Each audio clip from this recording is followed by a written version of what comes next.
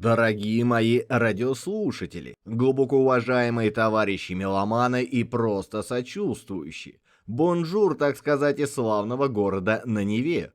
У микрофона, как вы уже догадались, по особой проникновенности тембра, ваш покорный слуга. Ну, значится так, сегодня мы с вами поговорим о человеке, чью музыку вы слышали даже в том случае, если фамилия его вам ровным счетом ни о чем не говорит. Вот такой парадокс, господа присяжные заседатели. Случилось ли вам, уютно устроившись перед экраном, вдруг почувствовать, как по спине бегут мурашки от таинственных неземных звуков Соляриса, а потом в «Сталкере» пробирала до гостей мистическая, почти осязаемая атмосфера зоны, или, скажем, душевная, щемящая мелодия утомленных солнцем вдруг высекла искру из самого сердца? Так вот, знаете, все это дело рук одного человека, скромного волшебника, которого нарекли пионером электронного звука, и имя ему Эдуард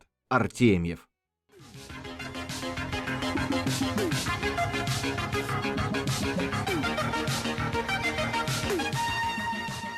Ну что, дорогие мои, пришло время заглянуть в самое начало, в истоки, откуда же берутся гении. Итак, представьте себе, 30 ноября 1937 года, город Новосибирск. Мороз должно быть такой, что птицы замерзают на лету. И в этот суровый сибирский день на свет появляется мальчик, которому суждено стать главным советским музыкальным волшебником. Звали его Эдуард Артемьев. Но вот какая штука, господа присяжные. Появление будущего композитора в Новосибирске было чистейшей воды случайностью. Семья Артемьевых оказалась в этом городе исключительно по долгу службы отца Николая Васильевича. А был он, представьте себе, не музыкантом, не пианистом, а химиком-технологом, человеком из мира колб, пробирок и формул. Работа у него была такая кочевая, связанная с постоянной сменой места жительства. И до 7 лет маленький Эдуард мотался с родителями из города в город, как маленький перекати поле. Но когда пришла пора идти в школу, мальчика отправили в Москву, и не к кому-нибудь, а к родному дяде, профессору консерватории и хоровому дирижеру Николаю Демьянову. Вот тут-то, господа, все и завертелось. С этого момента музыка перестала быть просто фоном. Она плотно намертво вошла в жизнь маленького Эдуарда. Он слушал, как его дядя исполняет великих композиторов, и сам потихоньку начал сочинять. Правда, поначалу мелодии слагались только в его мыслях, тайно, как стихи в дневнике. Но дядя, будучи человеком опытным, быстро разглядел в племяннике этот опасный блеск в глазах. Видя глубочайший интерес мальчика, он без лишних слов взял да и отдал его в Московское хоровое училище. А уже там, в этих стенах, пропитанных ладаном и классикой, юный Эдуард факультативно, словно тайком, стал изучать композицию. Уже тогда, видимо, ему было тесно в рамках простого хориста.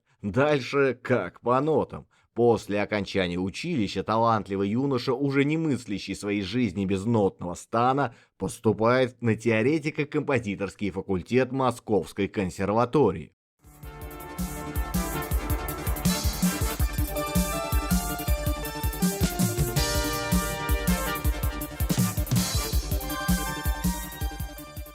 Казалось бы, Московская консерватория — это же альма-матер, храм науки, место, где тебе должны пестовать и растить, словно орхидею в ботаническом саду. Но, увы, с Эдуардом Артемьевым все вышло ровно наоборот. Обучение там связано у него с тяжелыми, я бы сказал, гнетущими воспоминаниями. Учился он, прямо скажем, весьма посредственно, и строгие консерваторские педагоги в упор не видели в парне никаких перспектив. Приговор был суров и окончателен. И вот представьте себе эту душераздирающую картину. У юного Эдуарда на фоне этой менторской глухоты вырабатывается самый настоящий комплекс неполноценности. А как тут его не заработать, скажите на милость? На дворе середина 50-х, он ходит на концерты и вживую слышит, как играют гении. Рядом на расстоянии вытянутой руки блистают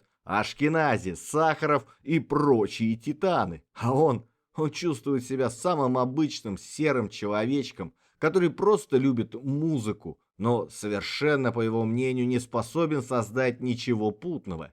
И эта чудовищная неуверенность так сильно угнетала его, что позже она же заставила его на 20 с лишним лет даже носа не казать в стены родной Альма-Матер. Но именно там, в этих холодных, пропитанных скепсисом стенах, и случилось то, ради чего, наверное, все и было затеяно. Он встретил женщину, ставшую его судьбой, и имя ей Изольда Мирошникова. Она была пианисткой, и на общих предметах они частенько пересекались в одной аудитории. И вот на очередной унылой лекции, скажем, по истории КПСС, Изольда взяла да и подсела к теоретикам. Постепенно завязался разговор, слово за слово, и вскоре девушка все чаще стала оказываться рядом с Эдуардом. Но не подумайте ничего дурного, никаких там мимолетных романов, никаких встретились, разбежались. Тогда об этом и речи не шло. Молодые люди просто очень много самозабвенно общались. Изольда и сама была из музыкальной семьи. Судьба, как вы понимаете, была предрешена. Девочку определили в класс фортепиано, а потом прямая дорога привела ее прямиком в консерваторию. А дальше случился момент истины. На полугодовом экзамене на втором курсе студентам полагалось сдать написанную собственными руками музыку, тему с вариациями. И что же делает наш посредственный Эдуард?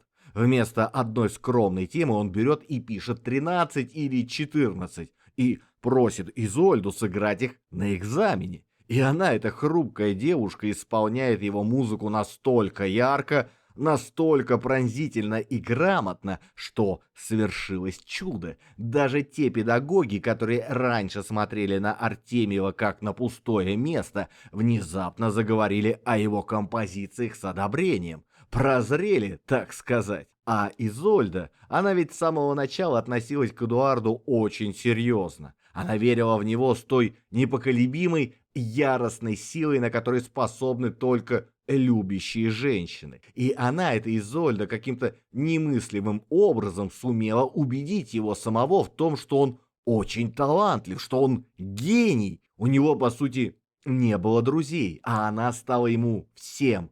И другом, и соратником, и боевой подругой, и, конечно же, главной и единственной любовью всей его жизни.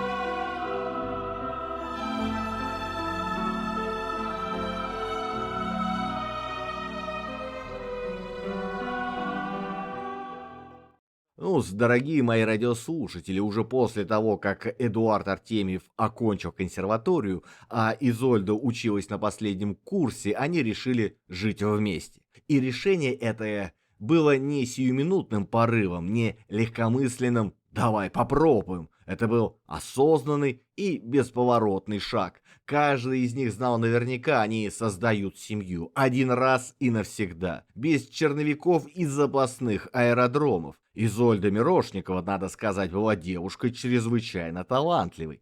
Она без сомнения могла бы достичь заоблачных высот в музыке, но судьба распорядилась иначе. Она словно декабристка посвятила себя мужу, его дару, его будущему. Взвалила на свои хрупкие плечи быт. Сначала устроилась редактором на радио, и все ради того, чтобы Эдуард мог спокойно, не думая о хлебе насущном, сидеть и писать свою странную, непонятную тогда никому электронную музыку. Позже она и вовсе уволилась, полностью посвятив себя семье, но вот что удивительно, господа, она обладала редчайшим, я бы сказал, штучным качеством. Она умела вдохновлять мужа, но при этом никогда не пела ему сладких елейных дифирамбов. Изольда Алексеевна всегда была с ним предельно, порой даже пугающе честна и прямолинейна. Она могла сказать что-то довольно жесткое, отрезвляющее и, по ее собственному признанию, почти никогда не хвалила. Но именно в этом и заключался секрет. Если уж Эдуард Артемьев удостаивался от нее скупой, сдержанной похвалы, он мог быть абсолютно стопроцентно уверен. Все это успех. Этот же строгий, но справедливый метод Изольда Алексеевна позже применяла их к их сыну Артемию, а сын, повзрослев, пошел по отцовским стопам и тоже стал композитором, экспериментатором, впоследствии подарив родителям 5 внуков. По словам самого Эдуарда Артемьева, Изольда сразу без колебаний стала у руля их семейного корабля. Мало того, что она поначалу содержала мужа, она была лидером по натуре и потому всегда принимал решения, руководствуясь исключительно интересами семьи и лично его, своего гения. Иногда по старой мужской привычке он пытался сбрыкнуть, пойти наперекор, но всякий раз ему самому и его делу от этого становилось только хуже. Жизнь быстро расставляла все по местам.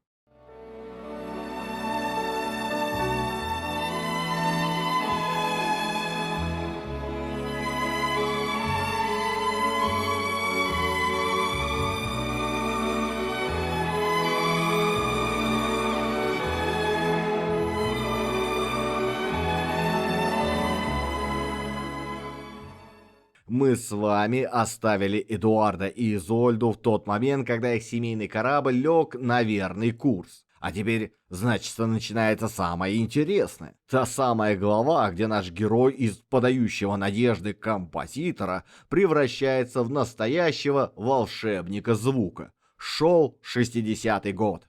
Эдуард Артемьев начинает работать в студии электронной музыки при Московской консерватории. И это, господа присяжные заседатели, была не просто студия, а одно из первых подобных мест во всем Советском Союзе.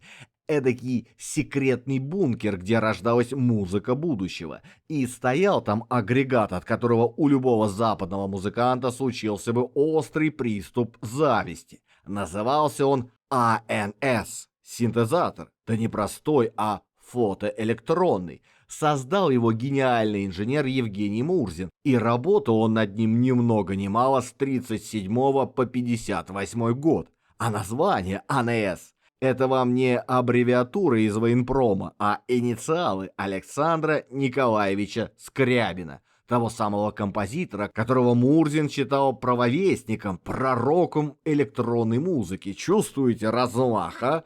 Принцип работы был совершенно уникальным, я бы сказал, инопланетным. Представьте себе, музыкант брал стеклянные пластинки, покрытые черной краской, и наносил на них изображение, да-да, рисовал. А эти рисунки, проходя через сложнейшую фотооптическую систему, преобразовывались в звук. Вы буквально рисовали музыку, словно кистью по холсту. И это давало тембры, которых в природе просто не существовало. Звуки без четкой атаки и затухания, текучие, космические, способные имитировать что угодно и при этом не звучать ни как что-либо известное. Именно на этом аппарате, на этом чуде советской инженерной мысли Артемьев и открыл то, что позже назовут космическим звуком. Долгие нарастающие гармонии без четкого ритма, звуковое поле, которое не просто играет, а окружает слушателя, погружает его в себя. Но, как это часто бывает, одного гения мало. Нужен кто-то, кто откроет ему дверь. И тут на авансцену снова выходит Изольда. Она тогда работала музыкальным редактором в Доме радио на Шаболовке и однажды узнала, что радиопостановка режиссера Анатолия Липовецкого осталась в прямом смысле без композитора. И недолго думая, она порекомендовала собственного мужа, просто взяла и сказала: «Есть у меня тут один парень на примете». И именно музыка Артемьева, его странные неземные звуки были приняты с восторгом. С этого момента о нем узнали и на радио, и на телевидении, и, что самое главное, в кино. Эдуард Артемьев стал приносить в семью весьма солидный доход, а его супруга, его Изольда, смогла наконец-то оставить работу и заняться домом, а не добычей денег.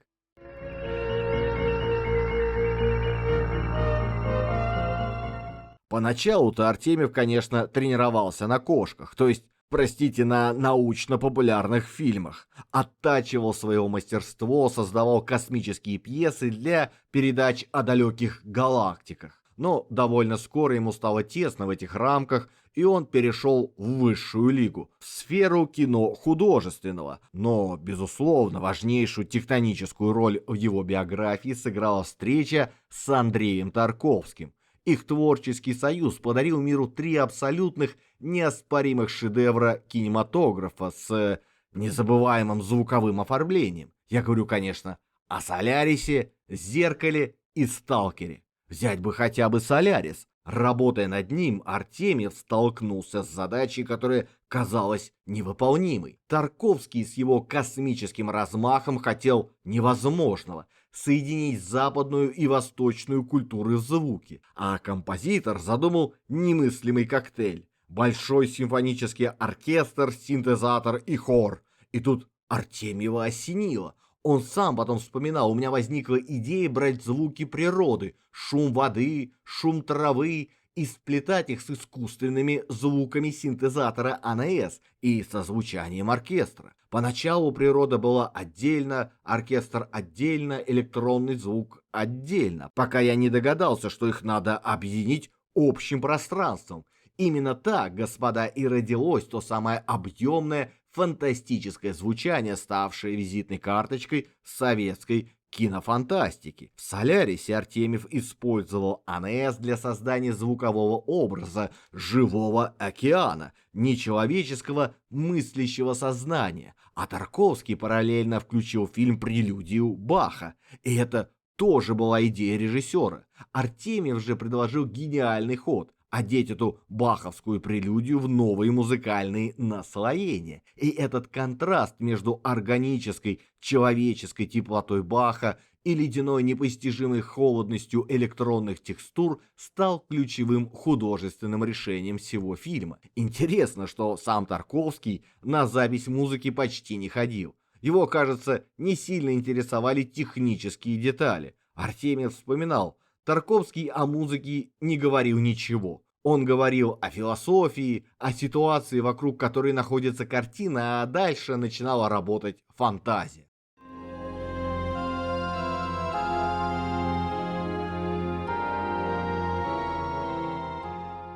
Ну, дорогие мои радиослушатели, мы с вами только что вынурнули из космических глубин Соляриса, а теперь пришло время окунуться в материю куда более тонкую, зыбкую и, пожалуй, самую личную во всем творчестве Тарковского.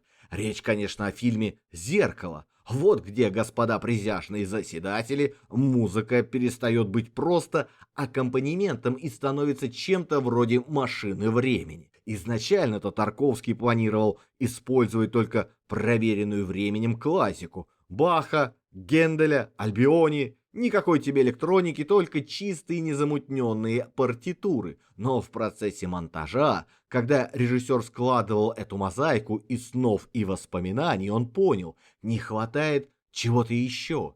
И тогда в ход пошла электроника Артемьева, которая удивительным образом связала глубоко личные, почти интимные воспоминания героя в единый неразрывный звуковой поток. Фундаментом, несущей стеной всего этого звукового здания, конечно же, стала музыка Иоганна Себастьяна Баха, любимого композитора Тарковского.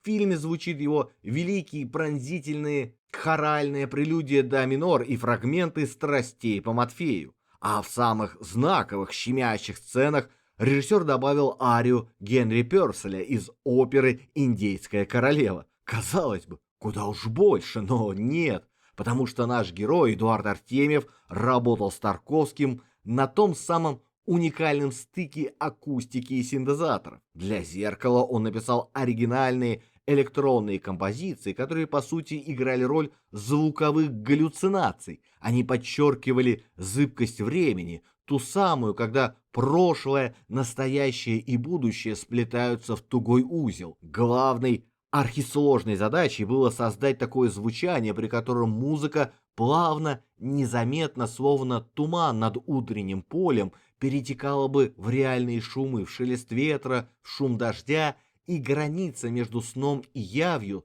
стиралась окончательно.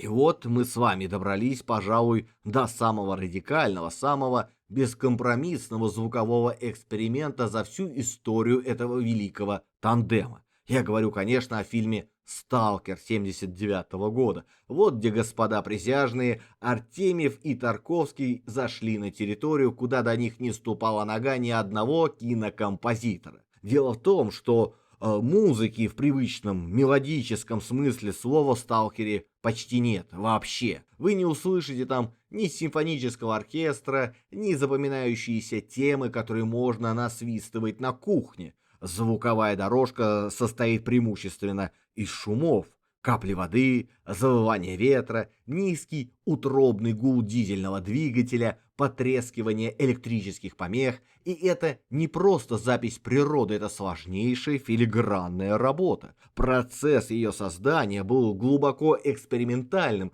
и строился на том самом почти телепатическом сотрудничестве с Андреем Тарковским. Режиссер категорически наотрез отказался от традиционного музыкального сопровождения. Зачем? А затем, чтобы зритель не просто смотрел кино, сидя в мягком кресле, а буквально проваливался в реальность зоны, чтобы он кожей чувствовал эту сырость, эту опасность, эту гипнотическую засасывающую атмосферу. Музыка не должна была ничего комментировать, не должна была давить на эмоции, подсказывая: «Эй, гражданин, сейчас страшный момент, бойся!» Ее задача была куда тоньше — создать состояние, близкое к трансу. Но и это еще не все. Работа над фильмом шла, как вы знаете, долго и мучительно. Случилась настоящая катастрофа. Из-за чудовищного брака пленки Тарковский был вынужден полностью переснять картину. Всю от начала до конца. А это означало, что менялся ритм, настроение, длительность сцен, и нашему герою Эдуарду Артемьеву пришлось, засучив рукава, сочинять и записывать две совершенно разные версии саундтрека. Дважды проходить этот путь, пока они вместе, режиссер и композитор, наконец не нащупали тот самый идеальный, неуловимый баланс между оглушительной тишиной, природными шумами и ледяной потусторонней электроникой.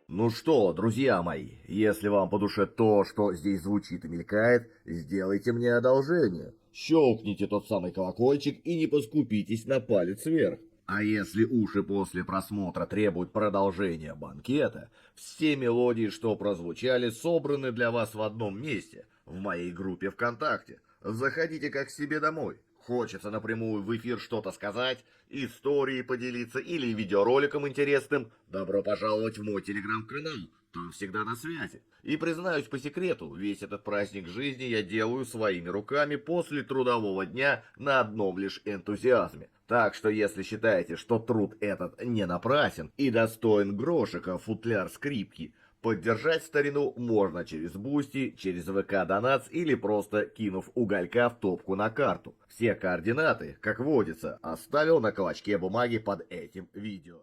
Итак, мы с вами покидаем туманную зону Тарковского и переносимся прямиком в бескрайние суровые просторы Сибири. На календаре 79 год. В прокат выходит «Сибириада» Андрея Кончаловского. Трехчасовое эпическое полотно, охватывающее несколько поколений одной сибирской семьи. И для этой картины наш маэстро Артемьев совершает без преувеличения, революцию. Представьте себе, он впервые в своей практике соединяет полноценный, живой, дышащий симфонический оркестр с ледяной электроникой. Но не как это обычно делали на Западе, мол, вот вам оркестр, а сверху мы прикрутили модный синтезаторный эффект, как вишенку на торте. Нет, господа присяжные заседатели. У Артемьева они стали равноправными партнерами, вступили в диалог, обрели общее дыхание. И именно этот синтез, этот сплав живого и электрического стал образцом,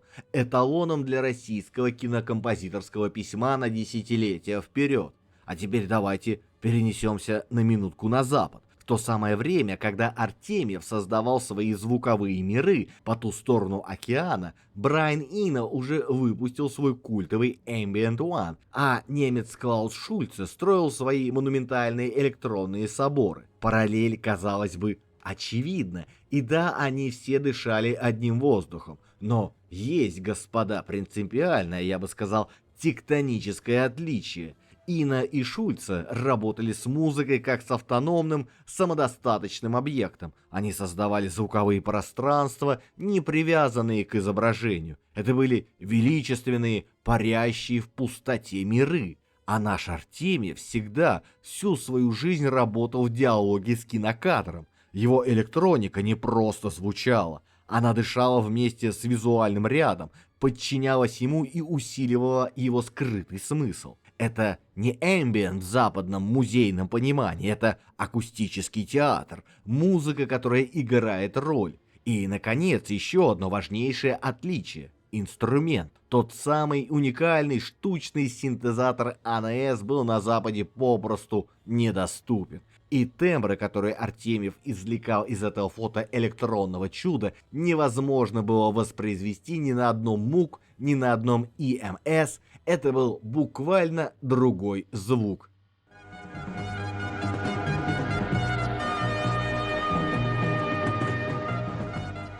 Мы с вами добрались до, пожалуй, самого долгого и плодотворного творческого романа в жизни нашего героя. Я говорю о сотрудничестве Эдуарда Артемьева с Никитой Михалковым.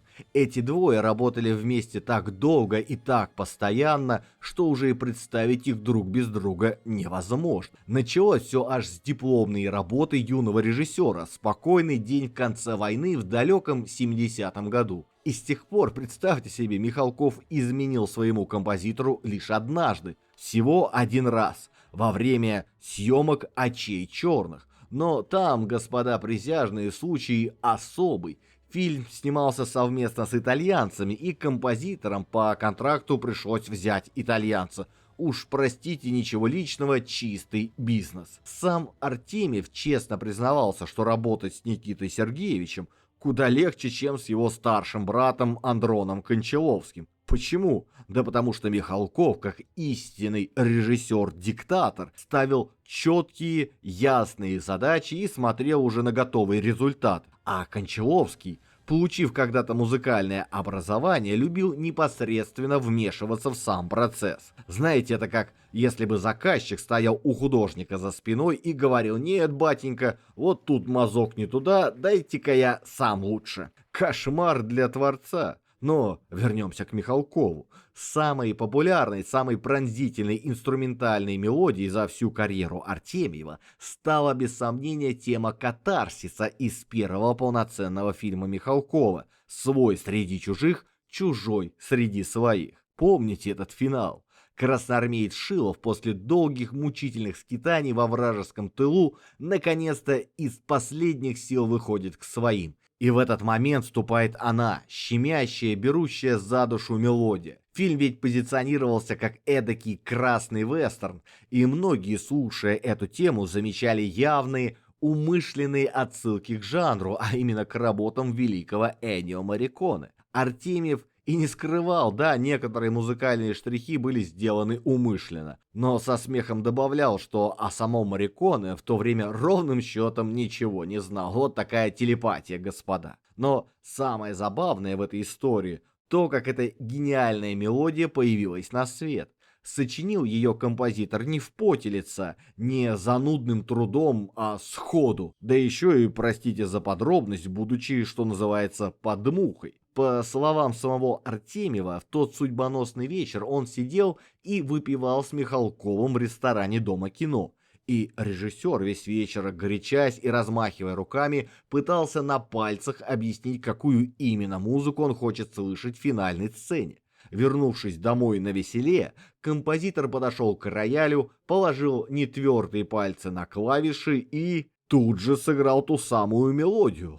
От начала и до конца. Артемьев, по собственному признанию, сам обалдел от результата и в панике бросился записывать ноты, чтобы, не дай бог, на утро, протрезвев, ничего не забыть. Михалкову, когда он услышал, все тоже безумно понравилось, да так, что когда молодого режиссера призвали служить на флот и работа над фильмом прервалась, он бомбардировал Артемьева письмами, да какими! Такие письма обычно пишут из армии любимым девушкам. Пожалуйста, дождись меня и никому на сторону эту музыку не отдавай. Клятва в верности, не иначе.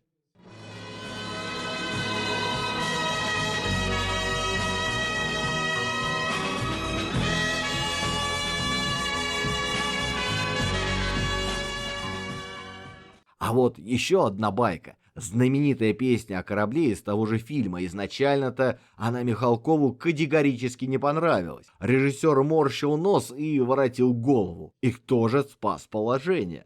А спас его никто иной, как Александр Градский. Он пришел в студию, встал к микрофону и спел ее так мощно и пронзительно, что у Михалкова вопросов больше не осталось. Убедил, заткнул за пояс. Гордость наша, плывет он свободный, и для него не страшны бури.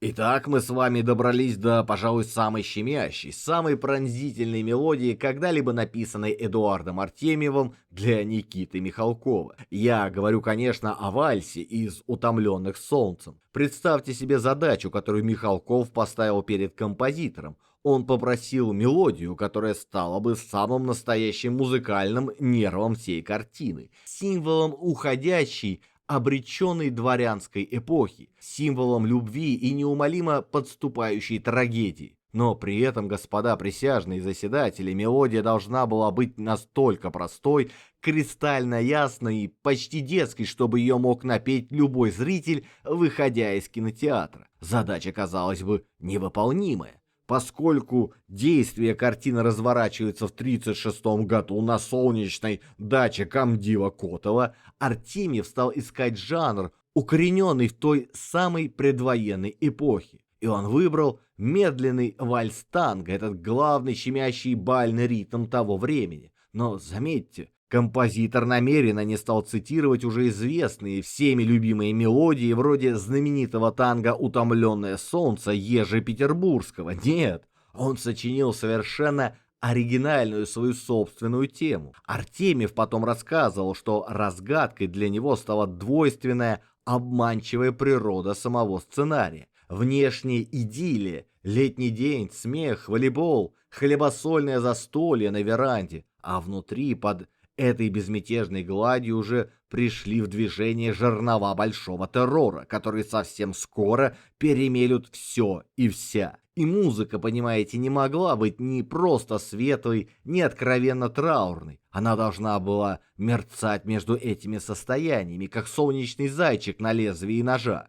И вот так родился этот вальс. Он построен на почти детской, хрустальной, прозрачной мелодии, которая беззаботно кружится в трехдольном ритме. Но в эту, казалось бы, безмятежную мелодию композитор вплел такую едва уловимую, но оттого еще более ядовитую гармоническую горечь. Мажор в нем постоянно, словно спотыкаясь о невидимый камень, проваливается в минорные ноты. И это создает у слушателя невероятное, щемящее ощущение зыбкости, хрупкости, неотвратимости. будто весь этот прекрасный мир вот-вот разлетится вдребезги. И в итоге, господа, музыка не стала просто фоном, просто красивой декорацией. Она превратилась в главный эмоциональный камертон фильма, в его беззвучный крик. И этот вальс из «Утомленных солнцем» зажил своей собственной отдельной концертной жизнью. Он стал одним из главных музыкальных символов всего трагического, кровавого и все-таки прекрасного 20 века.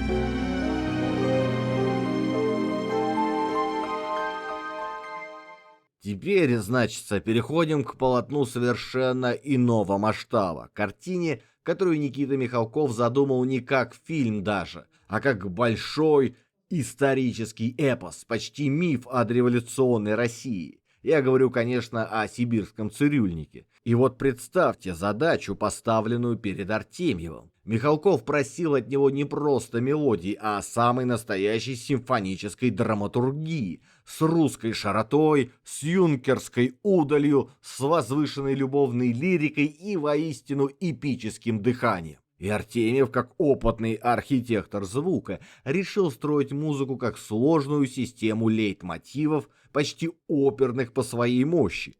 Он опирался на великие традиции русского симфонизма от Глинки до Рахманинова, но пропустил их через свою же ставшую легендарной электронно-оркестровую призму. В фильме сложились три главные несущие темы. Первая — это, безусловно, марш юнкеров.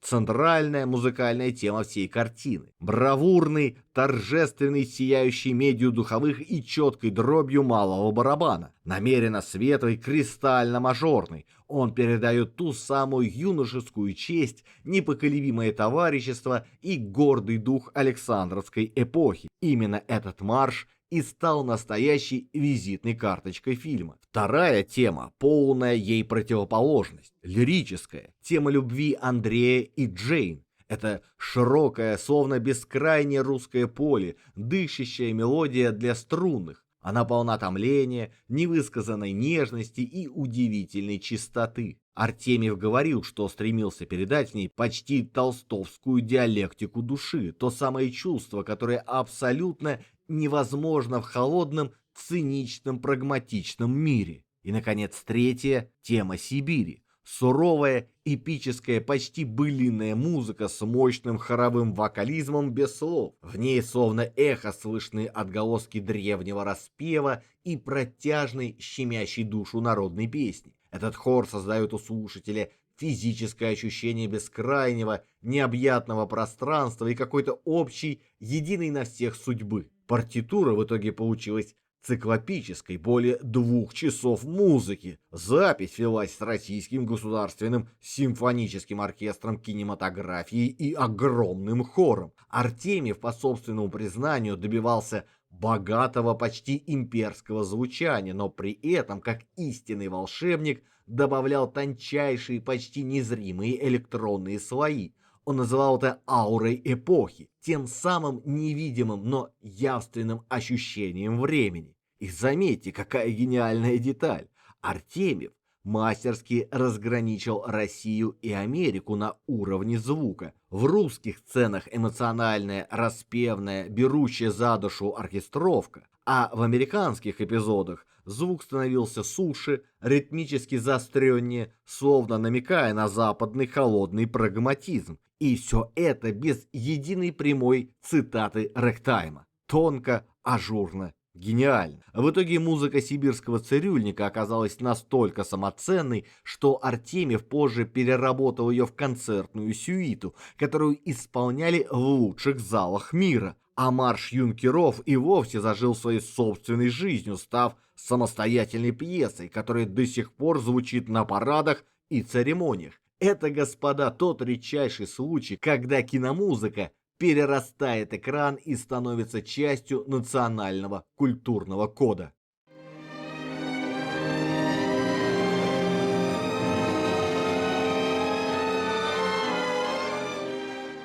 Наш герой, Эдуард Николаевич Артемьев, как вы уже, наверное, поняли, был человеком, мягко говоря, не песенного склада. Его стихи — это симфонические полотна, электронные миры и сложнейшие звуковые архитектуры. Песни в его творчестве — это, прямо скажем, редчайшие гости, штучный, можно сказать, товар, но иногда эти редкие гости оказываются чистейшими бриллиантами. И я, помнится, всегда безумно, просто до мурашек любил одну такую жемчужину. Речь идет о песне «Говорят дельфины, говорят» из мультфильма «Девочка и дельфин» 79 года. Кстати, слушайтесь в эту мелодию, она ведь чем-то неуловимо напоминает ту самую знаменитую тему из своего «Среди чужих», словно они дальние родственники, вышедшие из-под одного пера.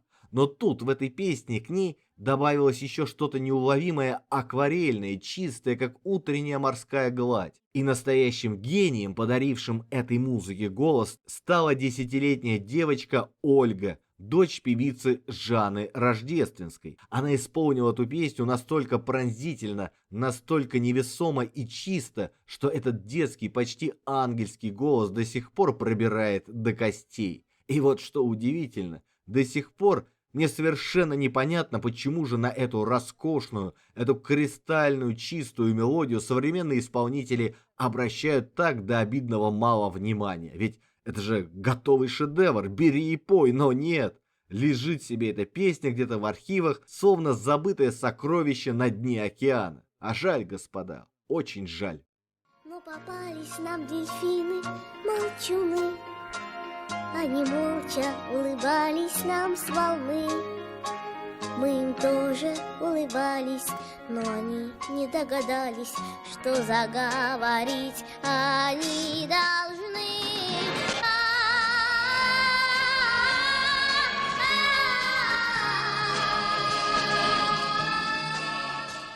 Итак, мы с вами уже выяснили, что Эдуард Артемьев человек не песенного, а скорее симфонического космического склада. Но, как говорится, и на старуху бывает проруха. Или, в нашем случае, наоборот, счастливый случай. В судьбе композитора все-таки случился один, но зато какой. Самый настоящий эстрадный суперхит. Именно случился, потому что сам он его, прямо скажем, не планировал. А дело было так. Жила-была на радио «Маяк» музыкальный редактор Джульетта Максимова. Дама, видимо, с отменным вкусом и железной хваткой. И вот однажды ей, представьте себе, очень приглянулась инструментальная тема из очередного фильма Никиты Михалкова из картины «Родня» 81 года. Услышала она эту мелодию, и что-то в ее редакторском сердце ёкнуло.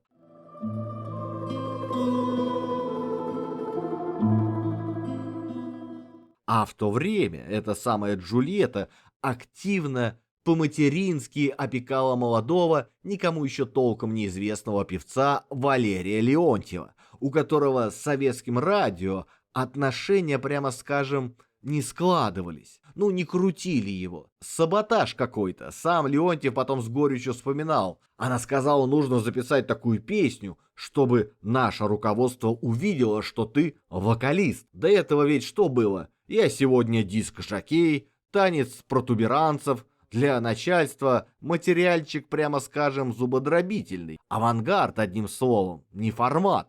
И вот в качестве такого пробивного стопроцентного хита, способного растопить сердца сурового радионачальства, Максимова и предложила использовать ту самую мелодию Артемьева из «Родни». Для этого вызвали поэта Николая Зиновьева и поставили боевую задачу – написать текст. А так как советская эстрада в те годы питала необъяснимую, пламенную страсть к воспеванию необычных экспериментальных видов спорта, то темой песни стал полет на дельтаплане. Честно говоря, сама летящая мелодия Артемьева на это просто напрашивалась. Правда, дельтаплан в итоге выступил не просто как спортивный снаряд, а скорее как красивая метафора окрыляющей любви. Но, положа руку на сердце, вынужден признать, стихи у Николая Зиновьева вышли, мягко говоря, не лучшими в его карьере. Чего только стоит одна эта, с позволения сказать, рифма. По плечам дельтаплан, Это же, я не знаю, поэтический нокаут, но, как это ни парадоксально, в данном случае сработало железное правило. Хорошая, гениальная мелодия, как правило, способна вытащить и спасти любой, даже самый зубодробительный текст. И вот что самое забавное. Леонтьев поначалу долго ломался, капризничал, не хотел петь. Но когда наконец сдался и все-таки исполнил этот полет на дельтаплане, песня мгновенно стала чуть ли не самой известной во всем его творчестве. И по сей день, едва заслышав этот мотив, любой житель 1/6 части суши тут же подхватывает. Вот так, дорогие мои, рождаются нетленные шлягеры. Душе зовет меня в полет, мой дельтаплан, мой дельтаплан. Шел 83-й год. Артемьев, верный своему ремеслу, пишет музыку к камерной драме Никиты Михалкова «Без свидетелей». Там, в этом душном, клаустрофобическом пространстве обычной квартиры, его электронные тембры делают то, что не под силу никакому оркестру. Они буквально обнажают, выворачивают наизнанку чудовищное психологическое напряжение. Музыка становится еще одним персонажем, молчаливым свидетелем, который все видит и все знает. Но параллельно, господа присяжные заседатели, он уже приступает к работе, которая станет для него рубежной, финальной точкой в отношениях с величайшим режиссером.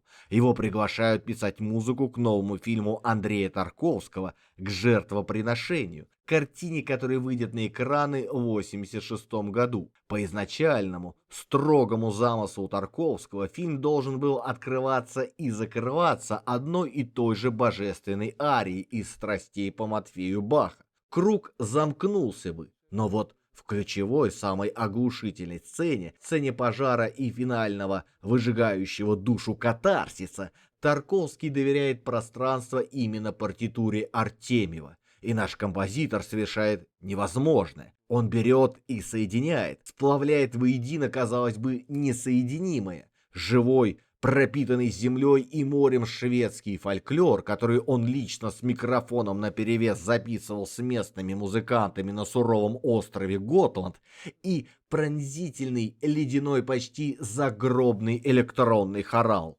Этот синтез и подвел к черту, подвел итог всему творчеству Тарковского. А потом случилась трагедия. Смерть режиссера в декабре 1986 года стала для Артемьева не просто потерей коллеги, а глубочайшей личной драмой. Их многолетний, почти телепатический диалог прервался на полуслове. Но главный урок, который преподал ему мастер, тот самый урок о том, что музыка должна не иллюстрировать, а преображать изображение. Эдуард Артемьев пронес через всю свою оставшуюся жизнь как самую ценную партитуру.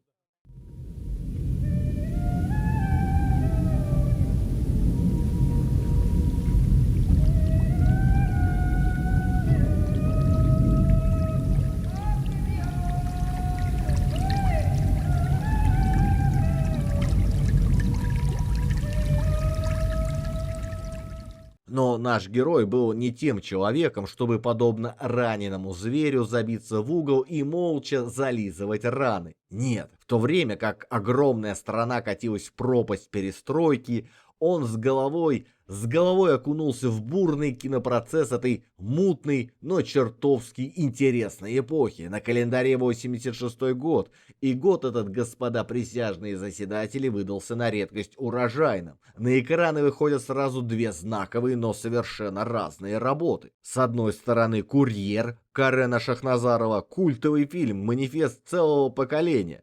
Там в этой трагикомедии легкая, воздушная, чуть меланхоличная электронная палитра Артемьева идеально передавала смятение юношеской души. С другой стороны, фантастический телефильм «Человек-невидимка» Александра Захарова, где та же электроника создавала совсем другую, мистическую и тревожную атмосферу. А затем в 1988 году последовала и вовсе сюрреалистическая притча «Город Зеро». Помните этот фильм с его абсурдным, застывшим, как муха в янтаре, ритмом провинциальной жизни, куда угодил бедный москвич?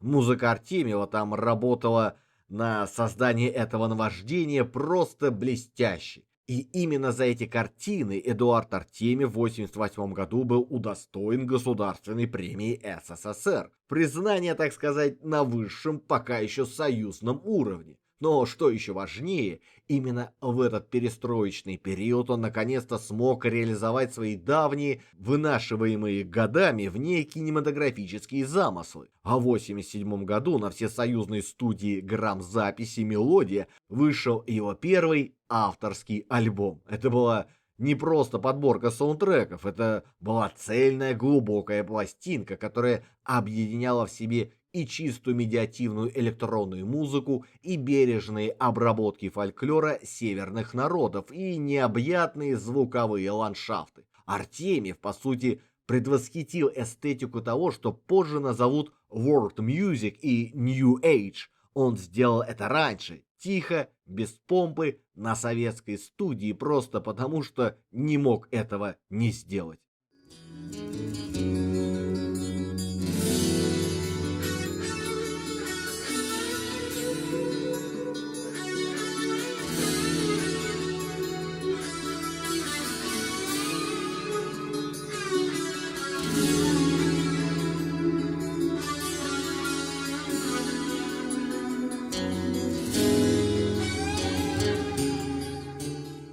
Ну, дорогие мои радиослушатели, на календаре у нас лихие 90-е. Время, когда кто-то ринулся торговать ширпотребом, кто-то ушел в политику, а наш герой продолжал делать то, что умел лучше всего – писать музыку. И не просто писать, а работать словно хорошо смазанный станок, с режиссерами самого разного калибра и почерка. Тут тебе и психологическая драма «Остановился поезд» Вадима Абдрашитова, и «Лимита» Дениса Евстигнеева, но настоящей лабораторией, подлинным магическим подвалом для него всегда оставались эксперименты вне киноэкрана. Ему, видите ли, было тесно в рамках даже самого авторского кинематографа. И в 1993 году он берет да и возглавляет Российскую ассоциацию электроакустической музыки. Ассоциацию! Звучит как тайный орден алхимиков, не правда ли?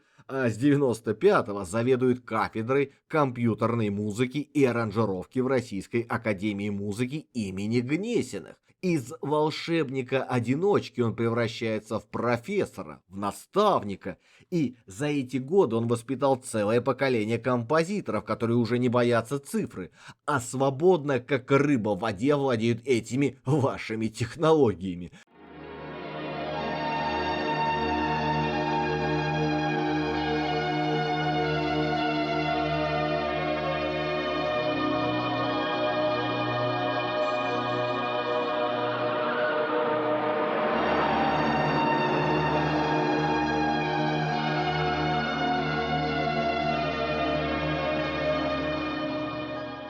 В новом веке Артемьев оставался главным композитором для Михалкова и Кончаловского, но охотно откликался и на предложения молодых режиссеров. С Андреем Кончаловским он создал щемящую, наполненную иронией и болью партитуру к фильму «Дом дураков» 2002 года. В 2004 последовала работа с Павлом Чухраем над «Водителем для Веры». За эту музыку, совместившую советскую эстрадную ностальгию и тревожную симфоническую пульсацию, Артемьев получил «Золотого Овна» и «Нику». Тогда же он написал музыку к анимационному фильму «Князь Владимир» и к судебной драме Михалкова «12», номинированной на «Оскар». В каждой из этих работ он доказал, что киномузыка может быть одновременно функциональной и концертно самостоятельной.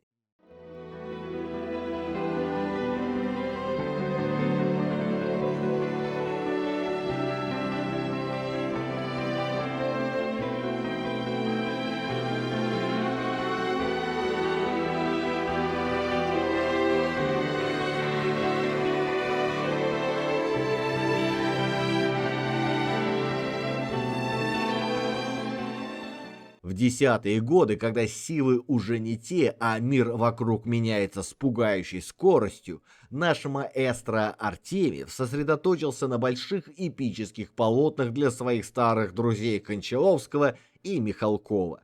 Музыка к солнечному удару 2014 года, густая, пронизанная темой обреченной любви и грозного, неумолимого исторического рока, принесла ему «Золотого орла» и Нику. Через 2 года он написал аскетичную, почти литургическую партитуру к черно-белой драме Кончаловского «Рай», которая получила «Серебряного льва» в Венеции. А работа над историко-религиозной картиной «Грех» о Микеланджело стала для 82-летнего композитора настоящим духовным завещанием, высказыванием о Боге и Творце. Но параллельно с этим, господа присяжные заседатели, в жизни Артемьева разворачивалась трагедия, перед которой меркнут все киноэкранные страсти. Его жена, его муза, его единственная Изольда Алексеевна, с которой они прожили душа в душу с 61 года, та самая девочка, что когда-то подсела к нему на скучной лекции, та самая женщина, что поверила в него, когда не верил никто, та самая, что строго и честно судила каждую его ноту. Перед самым ее уходом, уже чувствуя неотвратимое, он написал «Реквием» и дал ей послушать. И Изольда Артемьева, слабеющей рукой, с чувством сказала ему: «Как ты написал». Это была та самая скупая драгоценная похвала, дороже всех премий. Ее не стало в 2019 году, и композитор до последнего своего дня продолжал тосковать о ней. Он признавался в одном из интервью, что хорошо себя чувствует только в своих воспоминаниях о прошлом, о том времени, когда они с Изольдой шли по жизни, держась за руки, и верили, что преодолеют все. Они жили в полной гармонии, как одно целое, и все 3 года после смерти жены Эдуард Николаевич ощущал рядом с собой невыносимую звенящую пустоту. И в начале декабря 22-го его госпитализировали с коронавирусом. Болезнь, осложнения, реанимация. И 29 декабря великий композитор, волшебник звука, тихо покинул этот мир. Ему было 85 лет. Теперь, дорогие мои, они всегда будут вместе. Великий композитор и его верная муза.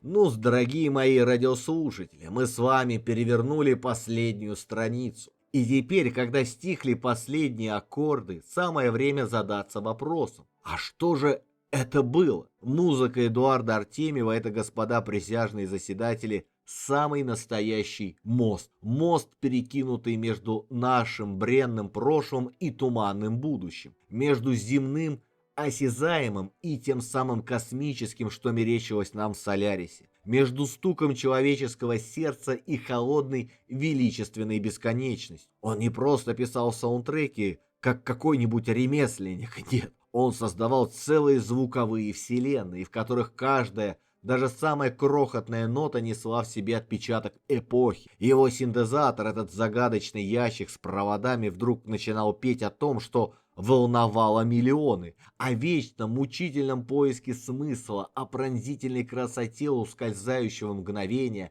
о памяти той самой, что живет в каждом из нас, свернувшись калачиком где-то под сердцем. Сегодня стоит нам услышать таинственные, леденящие душу аккорды Соляриса или ту самую щемящую мелодию утомленных солнцем, и мы мгновенно, как в машине времени, возвращаемся в удивительное время. В эпоху, когда советская культура, вопреки всему, дерзко и отчаянно экспериментировала и не боялась заглядывать за горизонт. Артемьев всем своим творчеством показал: настоящее подлинное искусство не стареет.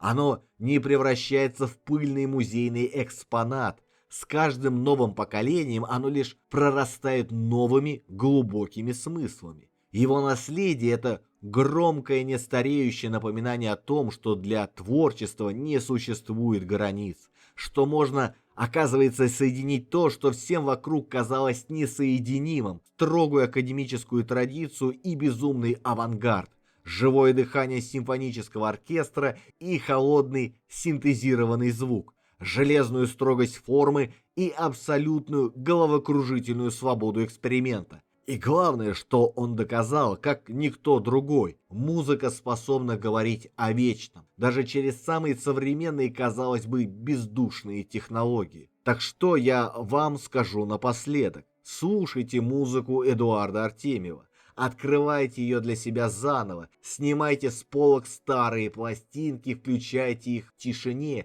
и вы услышите то, что нельзя потрогать руками, но что можно почувствовать сердцем. На этом, пожалуй, и закончим. С вами был я, ваш покорный слуга. Берегите себя, слушайте хорошую музыку, и да хранит вас рок-н-ролл.